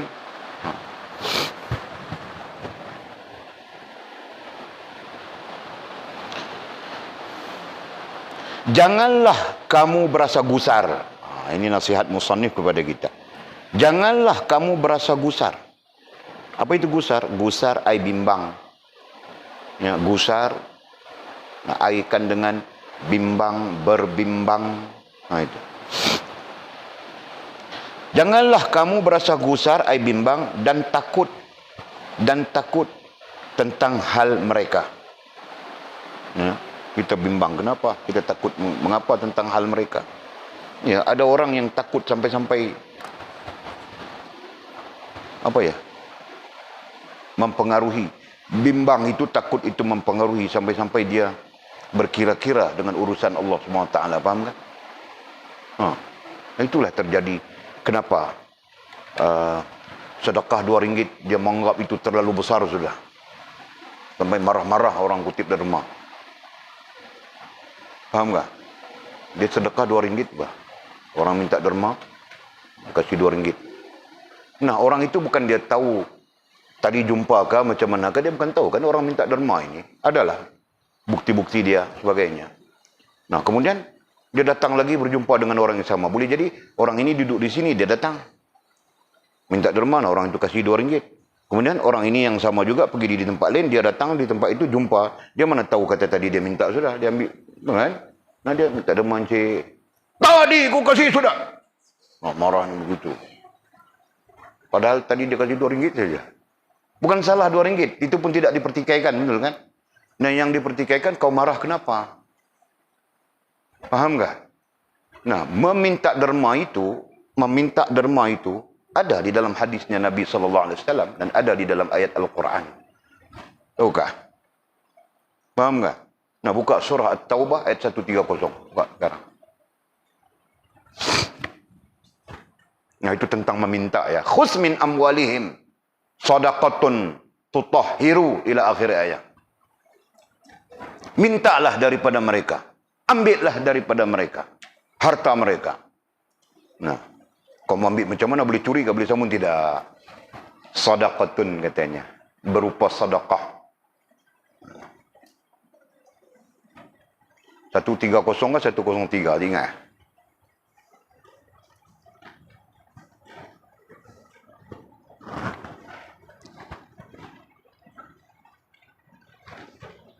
Ha? 103. 103. Surah Taubah 103. Nah, ayat ini langsung tidak langsung menunjukkan bahawa boleh meminta, ya, tapi untuk sedekah, ya, untuk manfaat agama dan sebagainya. Bukan untuk apa ya, untuk jadi kaya di dunia. Nah, itu berdosa, Pak. Jelas ya? Jadi kenapa kita perlu marah orang yang meminta itu? Nah, kau mau kasih silakan dengan baik, dengan ihsan. Kalau tu tidak mau kasih, nah jangan kau marah-marah dia, Pak. Kenapa? Tadi kau kasih itu dah. Kerja minta saja. Ya begitu. Paham kami Mizi? Jangan, Pak. Nanti kalau Allah takdirkan kamu orang kaya, jangan begitu, Nah, aku ingatkan, jangan. Ketika orang meminta, kau mampu, kau kasih. Jika kau tidak mau kasih, kau jangan marah. Ya, karena dia meminta itu. Ketika dia meminta itu, nah dia meminta untuk kepentingan agama dan sebagainya. Nah, ketika itu Allah SWT akan murka kepadamu. Tahukah? Jangan, Pak. Paham? Nah, aku cakap lah, nanti kamu orang mungkin kaya. Nah, Lina, Davao City itu milik dia sendiri, milik dia saja. Davao City. Mungkin kan? Dia menjadi permaisuri, Sultan Davao City. Semua kemetot-kemetot di situ. Ya kan? Fas pun mungkin juga dia jadi permaisuri juga. Permaisuri Sultan Pulau Bangi.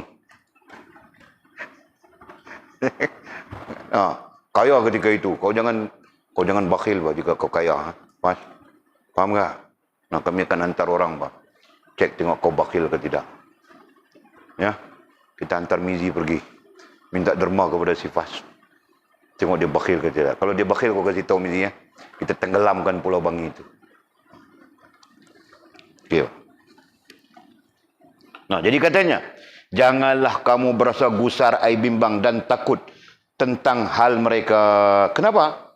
Karena Tuhan, Allah SWT, Tuhan kamu, ya, karena Tuhan kamu, Allah SWT lebih simpati terhadap mereka. Nah, perkataannya di sini simpati. Nah, jadi perkataannya sebenarnya adalah lebih kasih. Karena Tuhan kamu, Tuhan Allah SWT itu lebih kasih terhadap mereka dan sekalian hambanya. Jadi kita mengukur kerana kita kasih, jadi kita begitu, kita begini, kita begitu, kita begini, sebagainya kan. Nah, pada hakikatnya Allah lebih kasih daripada kasih seorang ayah, seorang mama kepada anaknya. Tahu kan? Nah, mana mungkin Allah yang lebih kasih, maha pengasih itu akan membiarkan anak-anak itu susah. Anak-anak itu kelaparan dan sebagainya. Tidak mungkin. Kan? Tapi kadang-kadang ada juga orang pertikai. Kalau Allah SWT terlebih kasih, kenapa Allah tidak kasih kelambu kepada anaknya? Anaknya digigit oleh nyamuk, Allah tidak kasih kelambu bilang. Allah, Masya Allah. Kan? Anaknya digigit nyamuk, tahukah? Nah, kalau betul Allah maha pengasih, kenapa Allah tidak kasih kelambu kepada anaknya? Kenapa aku sendiri yang perlu pergi kerja, cari duit, beli kelambu? Nah, jika pikirannya begitu, nah itu kesesatan sudah. Itu tandanya jahil dan sesat, tahukah? Okey. Jadi betulkah? Ya, betulkah Allah Subhanahu wa taala sebagai Tuhan itu terlebih kasih terhadap mereka? Nah, mereka di sini merujuk kepada penceritaan kita anak-anak itu, ya. Nah, betulkah Allah SWT terlebih kasih kepada hamba-hambanya? Nah, ada satu hadis Nabi sallallahu alaihi wasallam. Satu hari baginda Nabi Rasulullah sallallahu alaihi wasallam berjalan dengan sahabat-sahabat di pinggir kota Madinah. Ya. Ketika berjalan terlihat, itu musim sejuk ketika itu. Terlihat seorang ibu, ya, ada pendapat, ada riwayat mengatakan mendukung anak. Ada satu riwayat lagi mengatakan meletakkan anak di tepi. Dia cuba menyalakan unggun api. Ya, ibu ini cuba untuk menyalakan unggun api. Jadi sesuai dengan musim sejuk barangkali untuk memanaskan badan. Faham tak? Jadi kita kalau di mana-mana pun, negara-negara sejuk, ya kita akan dapati, sekarang orang tidak buat unggun api lagi, melainkan tempat-tempat itu, kampung-kampung orang buat unggun api. Tapi kalau tempat-tempat itu di bandar, ya, dia tidak buat unggun api. Tapi dia orang pasang api di dalam tong, satu tong. Nah, siapa-siapa pun boleh datang memanaskan badan di tong itu. Tahu tak? Nah, Walid pernah berada di Seattle, Amerika. Musim salji itu, sejuk itu. No, ada saja sepanjang jalan itu ada daripada tempat hotel Walid duduk mau ke ada rekreasinya, ya kan? No, ada 10 tong. Ada orang yang akan datang menyalakan api. Tahu tak? Nanti dipasang api. Nah, jadi bara panas, nah orang nanti duduk keliling tong itu. Masing-masing letak tangan, memanaskan badan sekejap, baru jalan. Kan? Jadi orang sentiasa ada. Dan ada orang yang ditugaskan, mungkin petugas-petugas, pekerja-pekerja majlis bandaran, kita pun tidak tahu. Nah, kan? Nah, di Arab pun sama saja. Nah, Walid tidak jumpa di Makkah, Walid tidak jumpa di Madinah, karena kita berada di situ saja, kan? Terhad. Tapi Walid rasakan di luar daripada Makkah, ni ada. Ya, nanti dipasang api, panas, nah orang-orang nanti. Faham tak? Pernah tengok cerita orang putih kah? Bagus buat tidak tengok TV. Kan? Okey. Jadi, satu hari, itulah ceritanya bagaimana Nabi SAW dengan sahabat-sahabat. Melihat seorang ibu sedang menyalakan unggun api. Ya. Mungkin, itu boleh sebutkan mungkin untuk memanaskan persekitaran ataupun anaknya yang sedang kesejukan dan sebagainya. Nah, Nabi SAW bersabda, wahai sahabatku, katanya, apakah kalian percaya jika aku katakan bahawa ibu itu akan melontarkan anaknya ke dalam api? Ya? Apakah kalian sahabat percaya jika aku mengatakan, kata Nabi, bahawa ibu itu yang sedang membakar api itu akan melontarkan anaknya ke dalam api? Nah, bilang para sahabat, tidak mungkin bahawa itu anaknya. Macam-macam jawapan para sahabat, kan? Mana mungkin, wahai Rasulullah, itu anaknya. Tidak ada yang kasih kepada anak lebih daripada seorang ibu. Nah, begitulah perkataan para sahabat. Tidak mungkin, wahai Rasulullah, tidak mungkin. Hampir keseluruhan sahabat menghujahkan, melontarkan pandangan yang sama saja, tidak mungkin, wahai Rasulullah. Nah, ketahuilah, kata Nabi, Allah Subhanahu wa Ta'ala lebih kasih kepada hamba-hambanya daripada seorang ibu dan anaknya itu. Pernah dengar ke hadis itu? Pernah, kan? Di mana kita baca?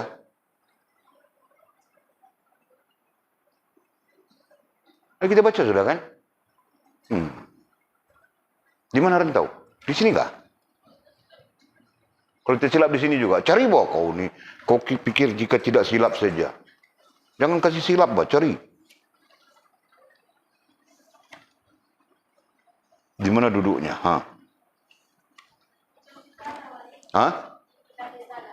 Kitab Risalah. Risalah Mustarsyidin. Oh, di kitab Risalah Mustarsyidin berantau. Bukan di sini, bah. Kau ni. Cari bah kalau begitu.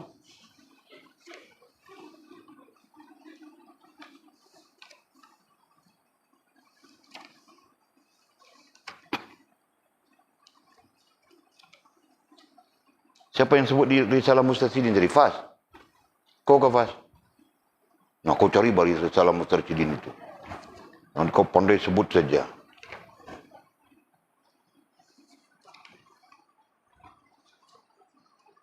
Mana rentau?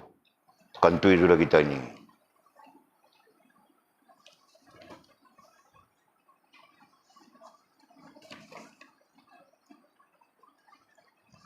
Siapa apa? Di mana?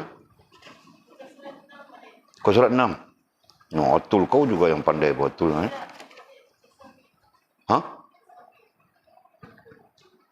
Kau surat 6? Di mana? Baca apa?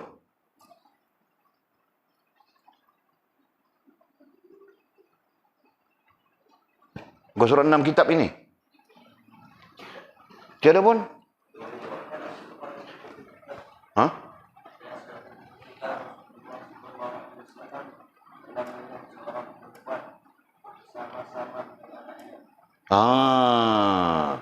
Ini tidak didatangkan matannya ya. Nah, okey bah. Okey. Ya, inilah hadisnya. Ini maksud hadis ya. Ini maksud bagi hadis yang boleh disebutkan tadi. SAW telah melihat seorang perempuan bersama-sama dengan anaknya. Lalu baginda bersabda, adakah kamu menyangka bahawa perempuan itu melontarkan anaknya ke dalam api? Maka dijawab oleh sahabat, tiada ya Rasulullah. Lalu baginda bersabda, Allah SWT amat kasih kepada hambanya yang mukmin, termasuk perempuan dan anaknya itu. Di sini disebut termasuk. Ini terjemahan literal ya. Jadi terjemahan yang maudhu' adalah Allah SWT terlebih kasih kepada hambanya lebih daripada perempuan itu kasih kepada anaknya. Nah itu. Ya, berdasarkan kepada matan hadis. Dan hadis itu sahih. Ya, hadis itu sahih. Kebanyakan perawi menyahihkannya. Termasuk Albani. Ya kan? Albani menurut kita luar daripada perawi. Kerana dia tidak menerima hadis secara musalsal. Dia menerima hadis secara perpustakaan saja. Faham tak? Nah, jadi dia tidak termasuk di dalam musnid. Orang yang meriwayatkan. Yang boleh disiqahkan sebagai perawi. Tidak boleh. Okey? Nah, jadi itulah hadisnya. Masya Allah. Kita berjumpa dalam kitab kita ini ya. Jadi jawapan kita kepada permasalahan. Karena Tuhan kamu lebih simpati terhadap mereka. Nah, itulah hadis yang dirujukkan. Jadi kalau kamu orang, rujukkanlah hadis itu. Sampai di situ, nah, dirujukkan kepada hadis muka surat 6, para kedua. Contohnya begitu. Ini cara ya. Itu metod kajian kitab. Nanti sampai di situ, okey, kau pun buka muka surat 6, tengok balik, oh ini hadisnya. Ini mafhum hadisnya. Begitu. Faham betul? Nah, kena pandai bah. Macam mana mau murajaahnya, ya, mau takhrij, mau apa. Nah, semuanya wajib ajar bah. Langsung tidak langsung.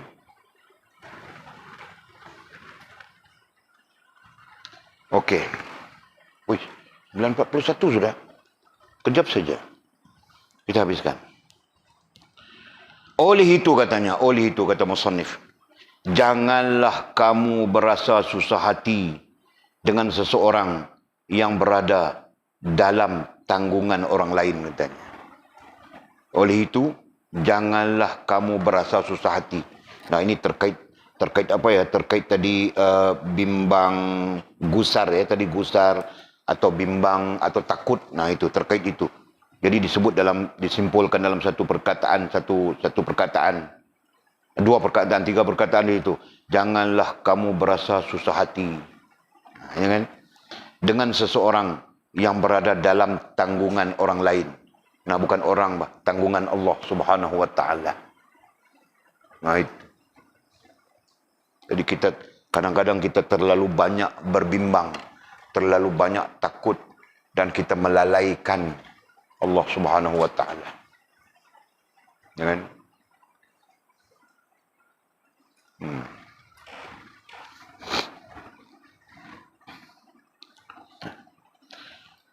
Kemudian kata musannif, apabila ada tadbirnya itu kerana penyakit. Sama saja. Tadi tentang itu, tentang bimbang terhadap rezeki anak-anak nanti kita tiada, kita mati dan sebagainya. Ini tentang apa? Tentang penyakit pula. Apabila tadbirnya itu, makna tadbirnya jelas sudah ya.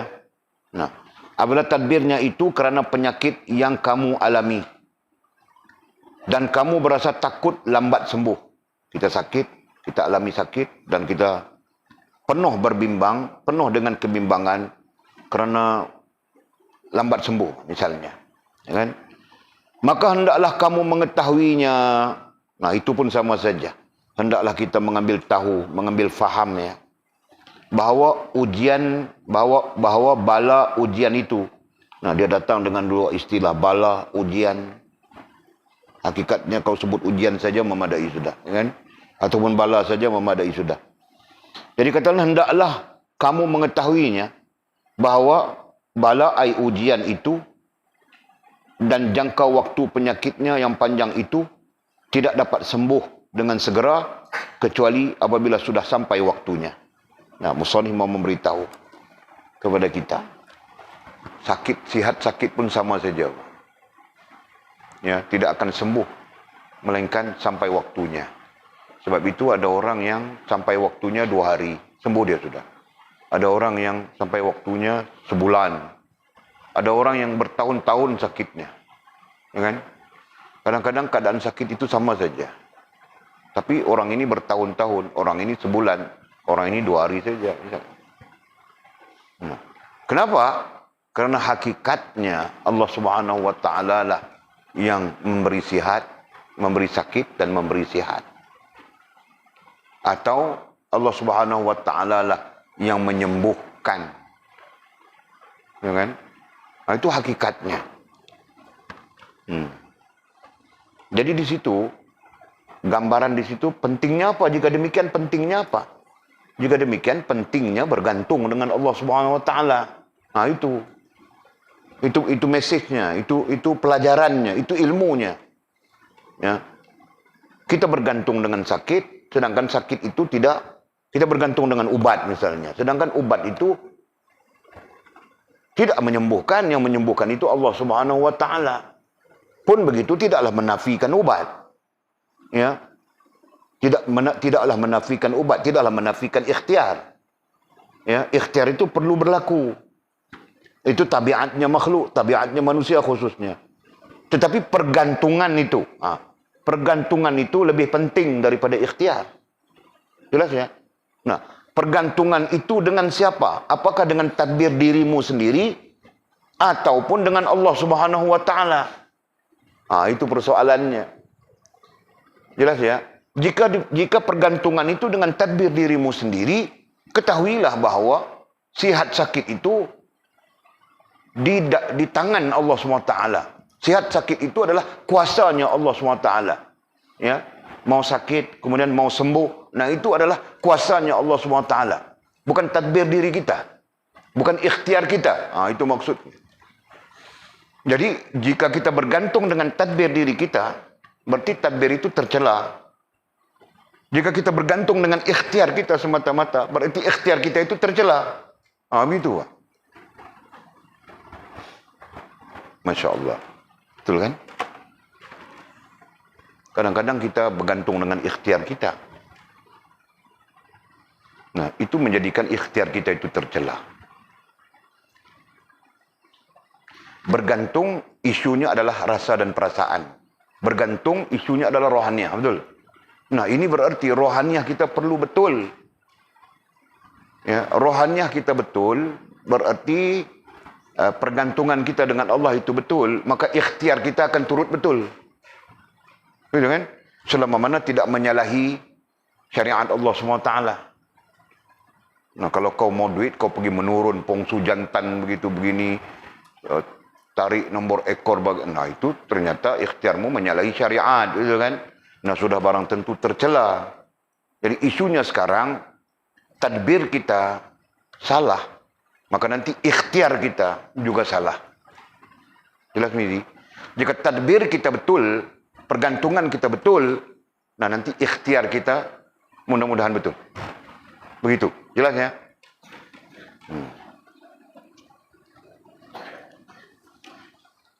Seperti mana anda ketahui bahawa, seperti mana kamu ketahui bahawa tiada mati segala binatang dan sekalian anak Adam, kecuali apabila sudah sampai masanya. Jadi, hukum kepada permasalahan yang kita sebutkan tadi, sama saja seperti hidup dan mati. Hukum kepada sihat sakit, sama saja dengan hidup mati. Faham kah? Nah, pemiliknya tetap Allah Subhanahu wa taala, berarti kita perlu bergantung dengan Allah Subhanahu wa taala mutlak dengan tidak menafikan ikhtiar.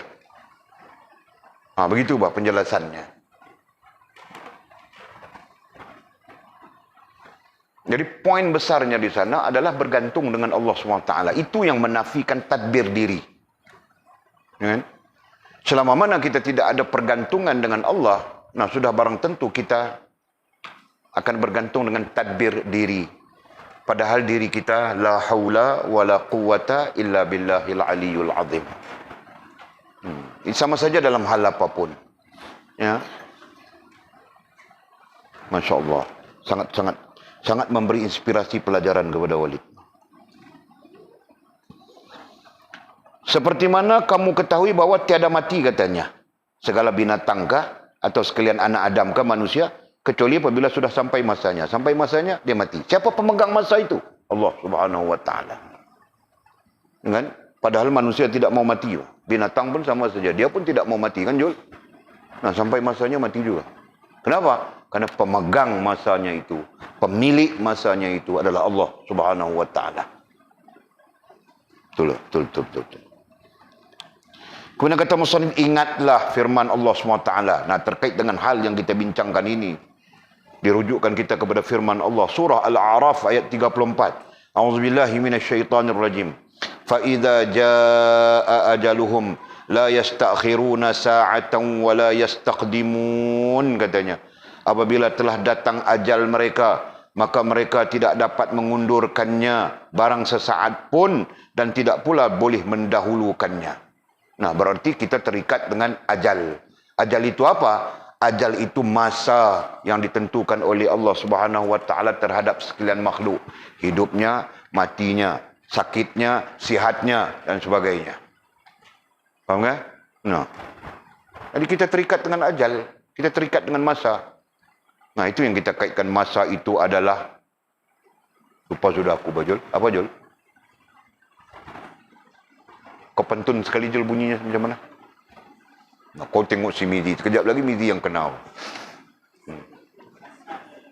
Masa adalah nafas.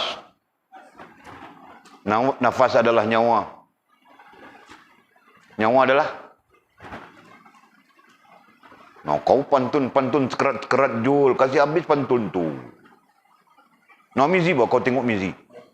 Nah, dia tengok kau, bah. Ha, pantun Mizi.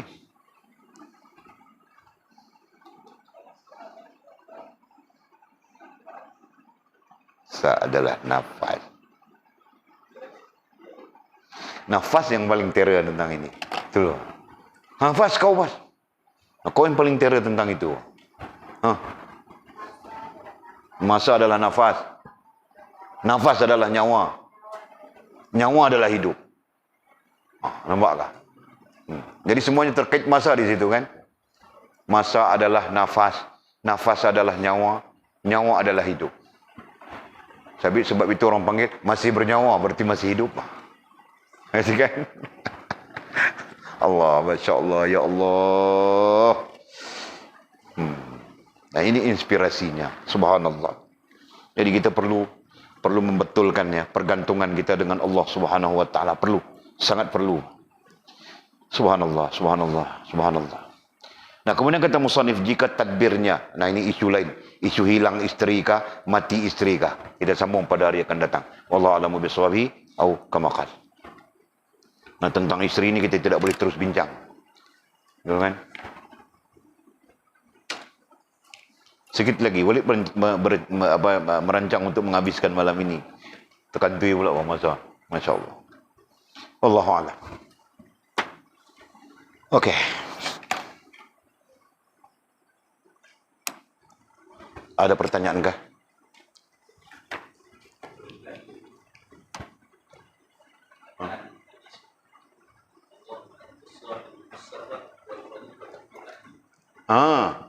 Wa khalifatu fil ahli, itu hadis. Itu yang tadi ada dua versi hadis tu. Satu hadis lagi ada perkataan selepasnya, wal khalifati fil ahli wal mal. Ada itu kan? Hadis ahli itu dia ada mal sekali. Ada satu lagi. Berarti ada tiga versi lah. Okey, faham. Jadi versi hadis itu biasa saja, berbeza. Jadi di sini didatangkan wal khalifati saja. Kan? Hadis lain, versi lain mungkin wal khalifati fil ahli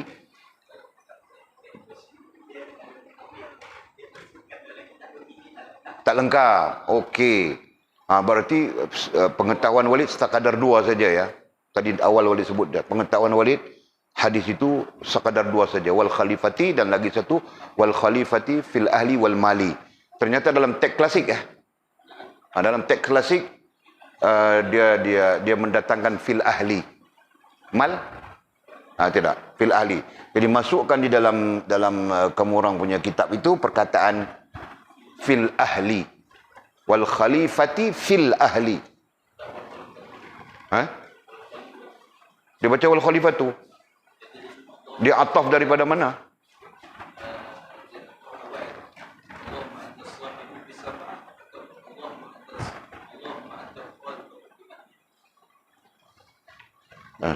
Allahumma antas sahibu fis safari wal khalifatu fil ahli. Dia waw itu adalah ataf. Dia boleh baca wal khalifatu dengan syarat dia ataf daripada sahibu. Dia ataf daripada sahibu. Boleh lah. Sebab kalau ikut dia maf'ulun bih, maf'ul sani. Yang membezakannya adalah waw itu saja. Kalau dia katakan Allahumma antas sahibu fis safaril khalifati. Itu betul itu paling sahih lah. Okey, wallahu a'lam. Maksud sudah ya, fil ahli. Sekurang-kurangnya kita membetuli hadis yang telah kita jumpa. Wallahu a'lam.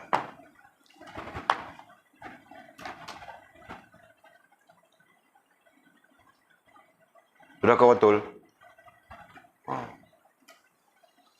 Sebab itu kasih kamu orang seorang satu kan teks klasiknya. Jadi jangan bergantung kepada teks ini ya. Kena kamu orang perlu lihat juga kepada teks klasiknya. Cuma masalah teks klasik itu tidak ada titik. Jadi sebab itu kaedahnya kau perlu ilmu nahu juga itu. Kau perlu tahu nahu Arabnya. Karena teks itu ditulis berdasarkan kepada nahu Arab. Ya, grammar Arab. Gramatologi Arab. Jadi kaedah pembacaannya banyak dipengaruhi oleh gramatologi Arab.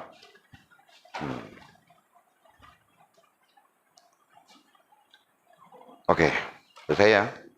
Bismillahirrahmanirrahim. Alhamdulillahirabbil alamin wassalatu wassalamu ala asyrafil mursalin sayyidina wa maulana Muhammad wa ala alihi washabbihi ajma'in. Allahumma iftah lana futuhal arifin warzuqna fahman nabiyyin waj'alna min ibadikas salihin. اللهم اهدنا صراطك المستقيم صراط الذين أنعم الله من النبيين والصديقين والشهداء والصالحين. اللهم ربنا افتح بيننا وبين قومنا بالحق وأنت خير الفاتحين. اللهم أعنا على ذكرك وشكرك وحسن عبادتك. وصلى الله على سيدنا محمد وعلى آله وصحبه وسلم والحمد لله رب العالمين. Boleh cerita sudah kata